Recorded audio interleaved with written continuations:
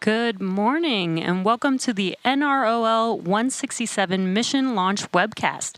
The Falcon 9 rocket carrying today's payload is currently awaiting liftoff from Space Launch Complex 4E at Vandenberg Space Force Base in California in just under 9 minutes from now.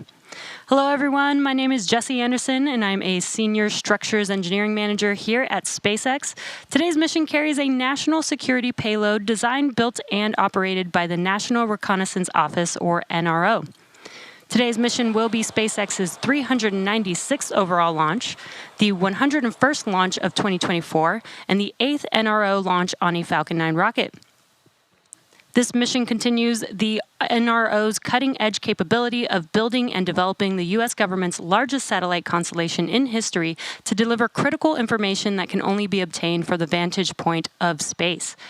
It's a beautiful, clear day at Vandenberg Space Force Base, which you can see there on your screen. Temperatures of about 76 degrees Fahrenheit or 24.5 degrees Celsius on the ground. Looking great for today's liftoff. Both the range and vehicle are currently green, and we are on track for an on-time liftoff at 10:13 a.m. Pacific time. It's also worth noting that we will not be showing any Stage 2 or payload deployment views at the request of the customer. So for now, let's meet the vehicle and learn a little bit more about the most flown U.S. launch vehicle ever, our Falcon 9 rocket. Falcon 9 is a two-stage rocket developed and manufactured by SpaceX, known for its safe, reliable, and cost-effective access to space. It is also the first and currently the only orbital-class rocket capable of reflight. Starting at the top of the vehicle is the payload fairing, which is a protective shell that encases the payload or satellite being sent to space. The fairings are made of carbon composite material and have a 17-foot diameter, which creates the space to accommodate an average-sized fire truck. The fairing, made up of two halves, will separate and jettison away from the vehicle, exposing the payload once Falcon 9 reaches space. Now continuing down the vehicle, we have the second stage. The second stage is powered by a single Merlin vacuum engine, or what we call the MVAC engine, and this is optimized to perform in the vacuum of space. After stage separation, the MVAC engine will ignite and carry the payload to its final orbit. The second stage is connected to Falcon 9's first stage by the black composite inner stage, which houses the MVAC engine and the system that decouples the two. RP1 load is complete. Some good call-outs there. That is the system that decouples the two stages during stage separation. Now below that is the first stage, which is powered by 9 Merlin engines. These 9 Merlin engines provide the initial thrust to lift Falcon 9 off the ground through the lower, thicker parts of the atmosphere. There are 8 engines arranged around one center engine and collectively held in place by a structure called the octaweb. Each of these Merlin 1D engines delivers about 190,000 pounds of thrust at sea level, which gives Falcon 9 a combined 1.7 million pounds of thrust.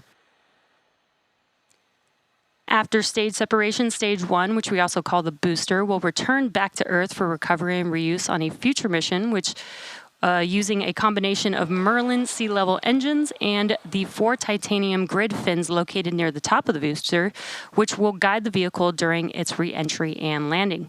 The Falcon 9 first stage is also equipped with 4 landing legs that deploy just before landing and allow for vertical touchdown on a drone ship or landing pad.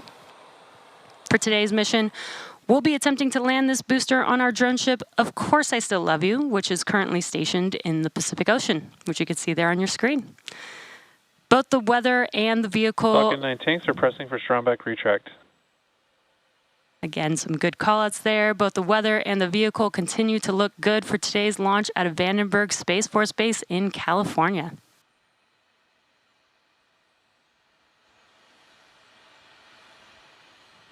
And as you heard that call out, we are preparing for strongback retract. That is also known as the transporter rector, TE. The transporter retract has started. Good call out there. The TE is now going to begin to retract away from the vehicle. That's that large trusted structure, which you can see there on your screen to the right of Falcon 9 or just behind Falcon 9. You can see the clamp arms just below the fairing are opening up. Once those are fully opened, then that TE can begin to recline away from the vehicle.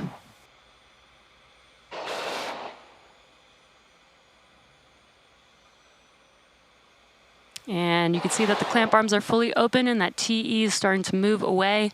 It's very slow and slight, but it's just enough to help clear the way for Falcon 9 as it lifts off.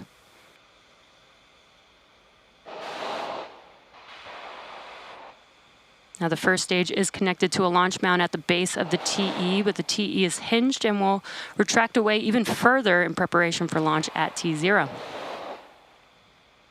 The TE is designed to transport, raise, and support Falcon 9 at the launch pad, and it's also equipped with umbilicals or flexible lines that are used to route the vehicle's fluids, power, and telemetry from the ground systems to the rocket and payload until Falcon 9 switches to internal power and clears the pad. And you can see on your screen that umbilical connecting from the TE to the vehicle. At liftoff, that will disconnect. Stage 1 LOX load is complete. And good to call out there, Stage 1 LOX load is now complete. Stage 2 LOX load will complete at the T-minus 2 minute mark.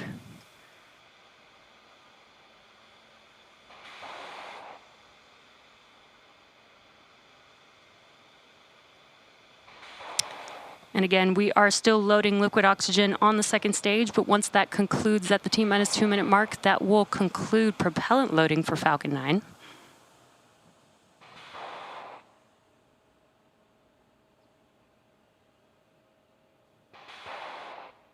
And just under 20 seconds away from liquid oxygen loading completion on stage 2. Once that concludes, we will begin to vent out those propellant lines. And you may see a few more white clouds coming when that happens.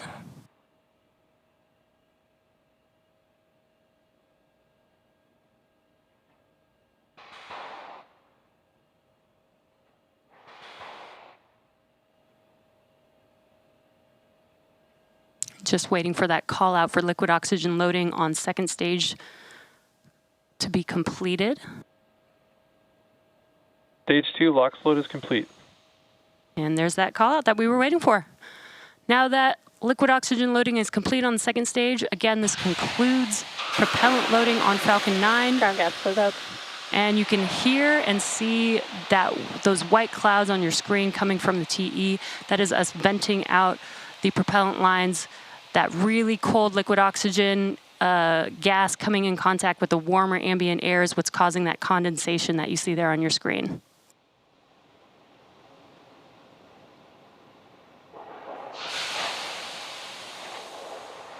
Falcon 9 is in startup. Great call out. Falcon 9 is in startup. The internal flight computers have now taken control over the countdown. Just waiting for the final go from the launch director. SpaceX launch director, go for launch. And great news, we are go for launch. Let's listen and watch as Falcon 9 takes the NRO payload into space. T-minus 30 seconds.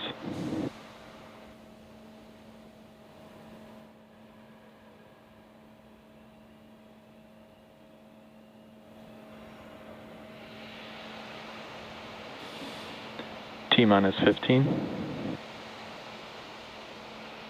T-minus 10, 9, 8, 7, 6, 5, 4, 3, 2, 1.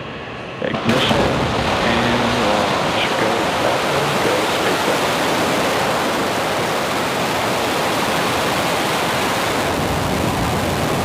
Vehicles secure range. Stage 1 propulsion is nominal.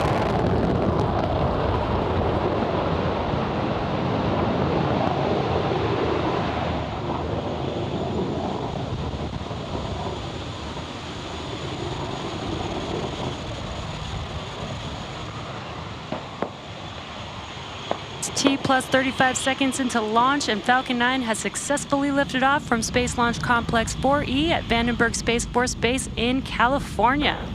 Nominal power and telemetry. Good calls on ascent. Coming up next, the vehicle will be passing through max Q in a few seconds here. This is the point of... Vehicle is supersonic. This is the point where the vehicle experiences the greatest amount of aerodynamic pressure.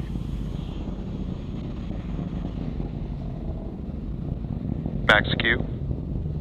And great call out there. Now the vehicle has passed through that highest amount of structural load on the vehicle. Now coming up next, we will have a few events happening very quickly in succession. That'll be MECO, stage separation, and SES-1. MECO is main engine cutoff, and that's where all 9 of those Merlin 1D engines that you see burning bright on the screen. Those 9 engines will shut down. That helps slow the vehicle down in preparation for stage separation. Stage separation is where the first stage and second stage separate, and the first stage will continue to make its way back down to Earth as the second stage continues with the payload to take it to its targeted drop-off orbit.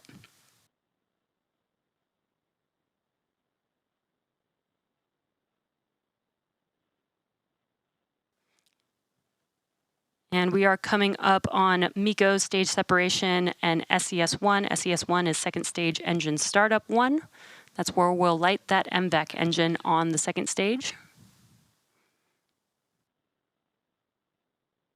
And as a reminder, we will not have any views of stage 2 or the payload at the request of our customer. Main engine cut off. Stage separation confirmed.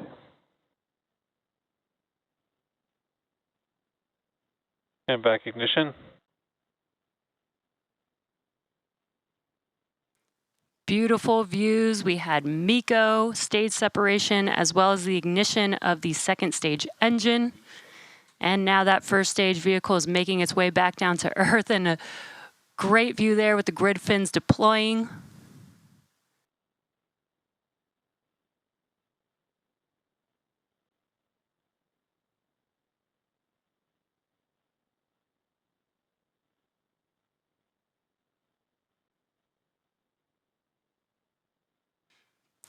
And you can see that the telemetry of stage 1, it has not yet reached its apogee, but once it does, it will begin to make its way back down to Earth Fairing separation confirmed.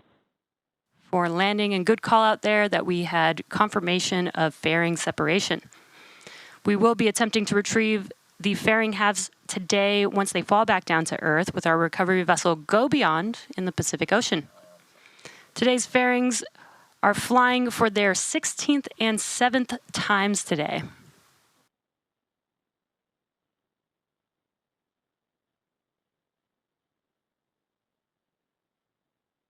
And these views are so great. You're looking at a view from the first stage vehicle, and relative to Earth, it looks very slow and calm, but the vehicle is moving very quickly. You can see the speed in the bottom left-hand corner of your screen there. And you can see that the altitude has stopped increasing. We've just about reached apogee, and now the vehicle should begin to make its way back down to Earth. Again, attempting our landing today on, of course, I Still Love You, our drone ship in the Pacific Ocean.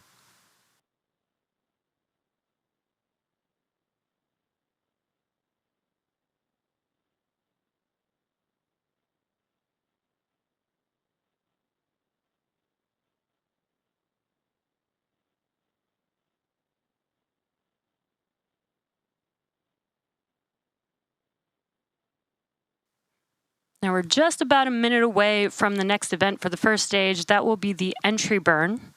The entry burn is where we will reignite 3 of those Merlin M1D engines.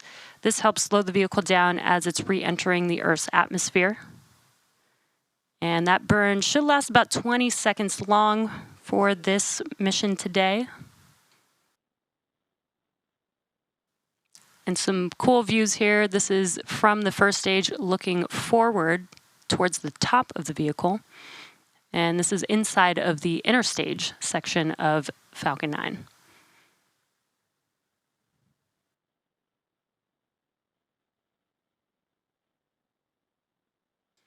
Just under 30 seconds away from that entry burn.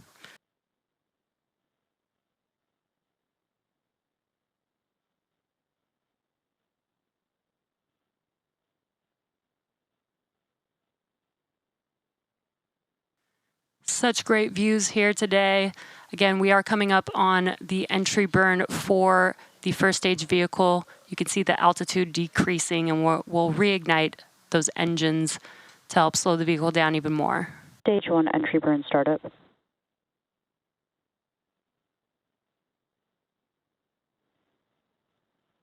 And good call out there, and you can visually see that the engines have ignited. Again, this burn will last about 20 seconds.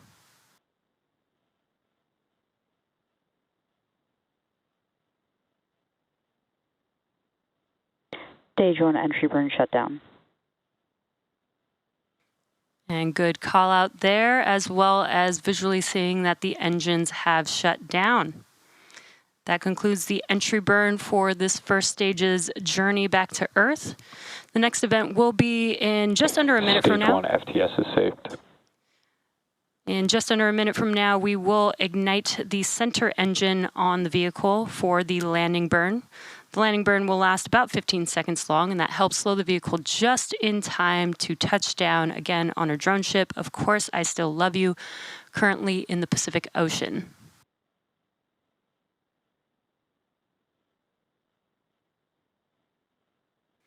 And we do only use one single engine for that landing burn. Stage 1 transonic.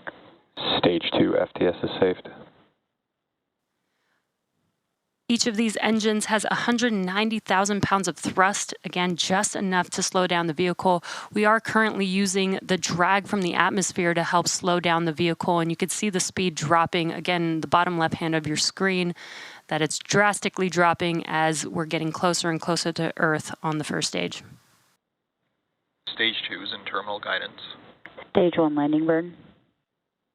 We have that call out. Landing burn has begun. Let's watch as Falcon 9 touches down. And of course, I still love you.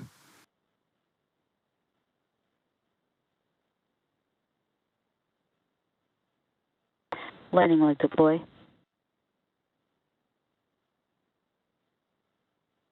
Stage 1 landing confirmed.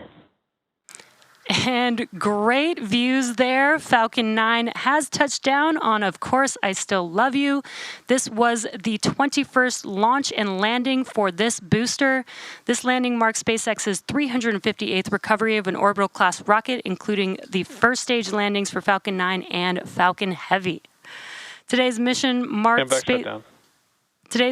SpaceX's 396th overall mission to date and 101st mission of 2024. Now, as a reminder, we will not be showing any Stage 2 or deployment views at the request of our customer. So with that landing of the Falcon 9 booster, we'll be bringing today's webcast to a close. Thank you to the National Reconnaissance Office for entrusting us with today's mission. If you're interested in more launch coverage, be sure to check spacex.com/launches and follow @SpaceX on X for the most up-to-date information. Thanks for tuning in, and we'll see you again soon.